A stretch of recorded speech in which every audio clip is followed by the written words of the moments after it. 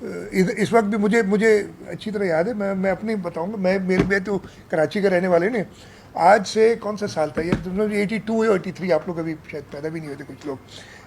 मैं पढ़ता था और रमज़ान का महीना था, और रात को कोई हम दोस्त साथ मिलके, जैसे वो स्टडी ग्रुप होता है, पढ़ रहे थे, मेरे घर पे ही पढ़ रहे थे। तो जब वो जाने लगे, हम उस ज़माने में मोबाइल फ़ोन वगैरह नहीं होते थे।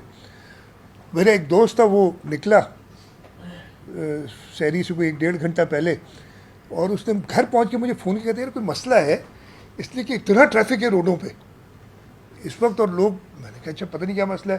तो मेरा एक और दोस्त था, उसको मैंने फ़ोन किया, उसके वालिद नेवी में थे। हाँ, उसने कहा कि ये लोग कह रहे हैं कि तूफ़ान आ रहा है, सुनामी आ रही है।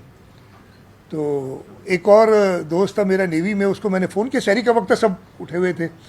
तो उसने कहा जी, मेरे उसके सर्विंग एडमिरल थे उस वक्त उसके वालिद, उन्होंने कहा जी सुनामी वार्निंग है और लोग निकल रहे। मैं और मेरे कुछ दोस्त उस सुनामी को देखने दरिया समंदर के किनारे पे पहुंच गए। सुने ना, मैं ये लोग यार, मैं भी तो इधर ही का रहने वाला हूँ ना।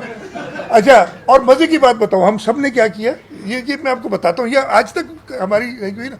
हम सब ने क्या किया, अपनी गाड़ियाँ जो थी ना वो उल्टी खड़ी की कि जब सुनामी आएगी तो हम गाड़ी में बैठ के भागेंगे। तो इतने अक्लमंद तो हम कराची वाले हैं यार।